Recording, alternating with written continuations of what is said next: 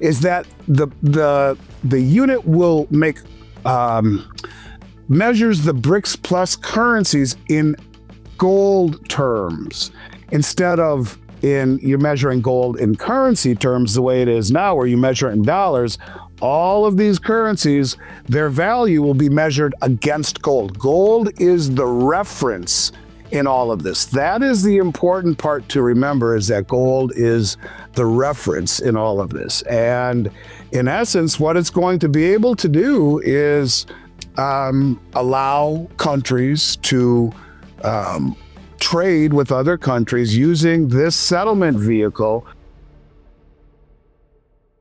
Before recently, I don't know that I would have agreed with it because I really hadn't researched it much. But I've been approached by a couple of very big names in the industry recently to perhaps be very front and center in new programs that they are launching, which I will have the pleasure of talking to you about soon, Dunnigan. But until we get to that point, I've really kind of dug into this a little bit recently. And, you know, the gold market globally operates on a fractional levered system. And we're seeing some of that start to crack right now with the amount of deliveries. And that system basically operates where a small amount of physical metal backs large volume in paper claims. That's the rehypothecation that you speak about. In other words, each ounce is sold over and over and over and over again because no one ever stood for delivery. And that's why it's worked for decades, because few ever did. In fact, when you and I started talking about the others in 2020, the group on the COMEX said was standing for delivery, that was the central thesis of everything I was saying. You're like, this is so weird, Dunnigan, because all of a sudden, it went from 0 to 100, where no one was standing for delivery. Now you got this big group standing for delivery. But now you have central banks repatriating gold. Remember all the banks that we talked about, the German Bundesbank, the Dutch National Bank, the Bank of Austria, Hungary, Turkey, Poland, the Czech National Bank. They all repatriated their gold from the Bank of England and the New York Fed. It's about trust. And investors now are shifting, as you mentioned, to this tokenized gold. And the more I dig into the offers or to the possible opportunities that have been presented to me, the more I begin to think, yeah, this may actually have a profound effect because it gives fully allocated and instantly transferable and fungible ownership of the real metal. Not only does this undermine demand for paper gold, which is, I think, been exposed by much of the world. They see the rehypothecation. They see the Achilles heel of the system is standing for delivery. It also gives very intriguing options for collateralization of your metal that many of us who have, you know, a large portion of your assets in gold and silver come to a point where you want to buy a home or you want to do something, you need collateral. And the banks, well, you know, how do I know you got metal in your closet and blah, blah, blah. It's not, you can't use it. This does. But what I could see happening actually because of this transparency and because of this instant validation and transferability and collateralization, I think you could see a lot of investors exit the paper system for allocated tokenized gold, at which point the system could face that sudden collapse triggered by unorderly unraveling of unhedged rehypothecated exposure. And I think the bottom line is that tokenized gold is not just a new form of gold or better gold, whatever people want to call it. It's a potential catalyst, to this gentleman's point, for the collapse of the entire paper gold system. I agree with him because paper promises that have been exposed for being BS, I think this is the antidote for it. And if done properly, could rewrite the entire ecosystem, if you will. I think it's very intuitive question, and I am inclined to believe it. A new development has intensified the pressure on traditional gold markets. The emergence of tokenized gold platforms offering instant settlement and verifiable allocated ownership. These systems allow investors to access real metal with full transparency, bypassing conventional paper-based instruments. Unlike futures contracts, these tokens represent actual vaulted bullion, audited regularly, and easily transferable. Such transparency appeals to investors seeking collateral they can genuinely leverage. With blockchain-proofed ownership and the possibility of physical redemption, tokenized gold could motivate a migration away from levered paper markets. This shift might ultimately expose the vulnerabilities of unhedged short positions and structurally overextended exchanges. They've been pretty successful at hoodwinking us all. But that's why I said if done right. To me, when speaking to the folks about this that I'm in discussions with, I said to them, there are just a very few things that need to make this work. Number one, it has to be transparent. Obviously, that's the whole premise of blockchain. So that's nothing profound. But it has to be transparent in the respect of who's holding the gold.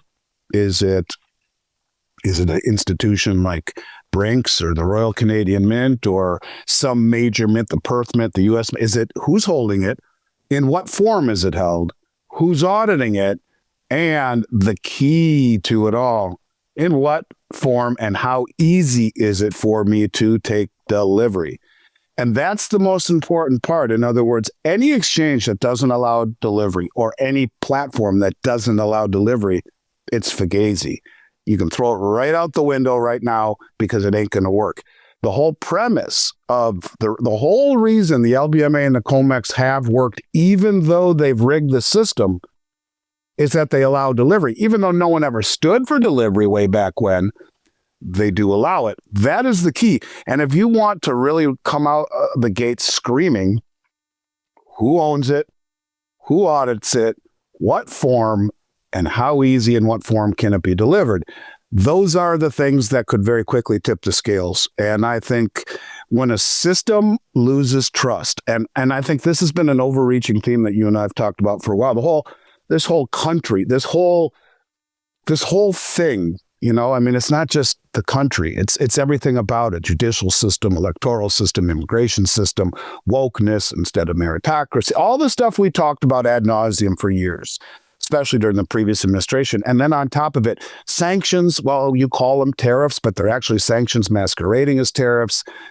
The way that this administration, and granted, I'm glad he won and I would vote for him again, but there are some things he is doing that is eroding trust, even with our allies, by placing tariffs on Mexico and Canada and the EU. And, there are things, this whole system is about, I think, a fraying of trust.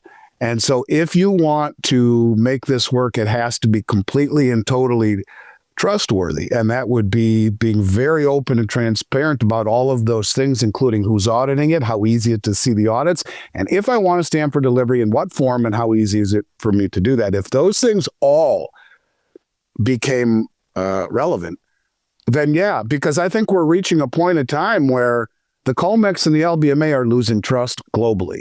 And that's why you see everyone standing for delivery the way that they are, because these countries don't want paper promises anymore. I think they want the real thing in their possession, and that's more important than anything else to these players. So, yeah, if done the right way, to your point, which is a valid one, then I think it has legs. It really does. For tokenized gold to become transformative, several critical conditions must be met. Clear identification of vault operators, reputable custodians, independent auditors, and guaranteed redemption pathways. Deliverability, often overlooked, is the core feature that could redefine the industry. Exchanges that fail to provide physical settlement risk becoming obsolete. The decline in global trust, visible in political polarization, shifting alliances, sanctions, and opaque institutions, has intensified demand for transparency. As confidence erodes across financial and governmental systems, investors turn toward hard assets. In this environment, a fully accountable, easily redeemable tokenized gold network could attract massive capital, potentially destabilizing legacy paper-based markets. Well, I mean, I would rather hold it myself, have some for that ease, but I think this would be an antidote for the COMEX and the LBMA, in the respect that the COMEX and the LBMA are the ones that are losing credibility. The only reason to have it on a blockchain as an investor, I guess, would be for ease and collateralization. If you don't need collateral and you don't care about, the benefits of having that type of platform, I think you're better off holding it at home myself, or burying in a hole in your backyard, or whatnot. But, part of running a business, done again, and I think this has maybe been one of my strong points for a long time, or maybe not. I mean, I kind of feel like it has been in my own mind, but that's not even up for debate. All I'm just simply saying is that running a business means if you don't learn to roll with the changes, you get rolled by them. And I think it's pretty well determined now that things are moving to tokenization. I mean, you look at the chairman of the SEC just came out and said all markets will be tokenized very soon. And I think that we are moving in that direction. You can see the Stablecoin Act, the Genius Act. Things are moving to that platform where it's a system that will be about transparency and about the ability to collateralize and to use things that are tokenized. Do I like it? No. I would rather be back even before cell phones, and we had to go to a payphone to call your girlfriend or whatever. It's like, I would just say to you that doesn't matter. The toothpaste is out of the tube, and either you roll with the changes or you get rolled over by them and you become an afterthought. So I think it is happening. To me, the best place for it, if the world wanted to challenge the West, the way to do it is to develop a system like this where there is transparency, deliverability, and low friction. These things are happening, and whether the West does it first or not, I just think it doesn't matter. It's moving in that direction. Now, as far as the average person, I guess there are benefits to having it tokenized as well, if you can stand for delivery. Otherwise, everything is just, again, up in the cloud. So there is the middle ground there. The middle ground is you have your physical position at home or wherever you store it, and then you have something tokenized to give you collateralization potential or the ability to access it much more easily. So that, to me, is about as middle ground as you get. Global finance is undergoing a technological and geopolitical transformation. Regulators increasingly acknowledge that tokenization will redefine asset ownership, credit systems, and settlement infrastructure. Meanwhile, emerging economies are building parallel financial structures to reduce dependence on Western institutions. China, for example, is expanding digital yuan settlement networks and integrating cross-border payment systems with gold-backed guarantees. Stablecoins, blockchain-based settlement tools, and new collateral frameworks are becoming mainstream. Even skeptics now recognize that digital rails are becoming unavoidable. Investors may end up combining physical bullion for personal security with tokenized holdings for liquidity and credit access, reflecting a hybrid future shaped by decentralized trust. Sometimes I ask myself, because, it's true. I ask myself, is it wise to say these things that I believe that kind of go dark, and people say, he's a blowhard, but it's nice. I mean, I started talking about this unit well over a year ago, maybe two, I don't remember, but talked a lot to you about it and all the shows that I did about it, because it's not as prevalent in everything I talk about these days, but for a good 2-3 years, it was. I remember 2019, 2020, and I kept talking about the unit and the Belt Road and all this stuff. My wife said, you never stop talking about this. People are going to get annoyed. I said, but you don't understand. I'm the only one talking about it for the most part. And I see it so clearly. I believe it. I don't care. I'm going to stand out on the limb and say it. And it was cool to be right, to be proven at least the majority of what I said. A lot of it happened, and nothing ever happens the way we think it's going to, but variations of it. But the unit is something that I think is happening. And they just rolled out the beta test. But before I cover the unit, what I believe is the rails of the unit is exactly what China is doing to expand the internationalization of the digital yuan. Now, they're saying that not to piss off President Trump, period. And what is that internationalization? It is using the Shanghai Gold Exchange to build a series of multi-jurisdictional vaults throughout the Belt Road Initiative, starting in Hong Kong. What is the reason they chose Hong Kong first instead of Shanghai? Well, Shanghai was the only one. Next one is Hong Kong. Why would they do that? Because if gold comes out of China, it must go through Hong Kong to come out. Okay, cool. So the first trade they did, United Arab Emirates and China, the two of the four initial developers of the M-Bridge technology, which the unit will run across, which is a cross-border payment system that is not compatible with the SWIFT system. So there's no sanctions available there. And it settles in 7 seconds at a 98% reduction in fees. Now, the idea is right now, the way that it's set up before we talk about the unit is that China can buy oil from United Arab Emirates, and they'll pay for it in digital yuan. As of right now, the UAE could go to the Shanghai Exchange in Hong Kong and stand for delivery. China has made it immediately convertible into gold without having to switch to dollars first. So UAE says, I really like gold for that. So go ahead, give me your yuan. I'll switch it into gold immediately. Boom, done. These rails, these vaults will be built all throughout the Belt Road and Asia, Africa, South America. We already see vaults expanding in Singapore just built a new one, and St. Petersburg just built a new one. And of course, they're building a BRICS platform. And we have all of these vaults in the United Arab Emirates and in Brazil, all around the place that will have gold that are all connected to the same system. Well, this is the rails for the unit, as far as I'm concerned. And the unit would be best described as a settlement unit of account concept. So in other words, it's not a common currency, right? It is a settlement unit of account where it's a basket of 40% gold, deliverable to central banks if they need it or want it, and 60% BRICS plus currencies. And this is the currencies of the BRICS plus nations. They will need to maintain a strong monetary ecosystem. It benefits the countries themselves instead of benefiting the United States. That's number one. And if I want gold, well, I can stand for delivery. It is a wholesale settlement instrument, if you will, for governments and very, very large institutions. It is not a retail platform. That's BRICS Pay. And interestingly enough, BRICS Pay, which is B2B, business to business or business to consumer or bank to bank, small bank to small bank, is like a credit card system where if I live in Brazil and I'm going on a trip to UAE, I can just pay on my BRICS Pay app and bang, it's instantly done instead of having to convert and do all of this stuff. But I listened to an interview by the guy who developed, and he said, we are right now in negotiations in China right now to roll this out to the Belt Road Initiative. That's what they're going to do with the M-Bridge or the unit, where you're opening up to 75% of human population, 150 countries, not just the BRICS nations. And this is the part that the naysayers and the poo-pooers have missed continuously. Across Eurasia, the foundations of an alternative monetary system are being tested. A prototype settlement instrument, informally called the unit, is designed as a wholesale payment token.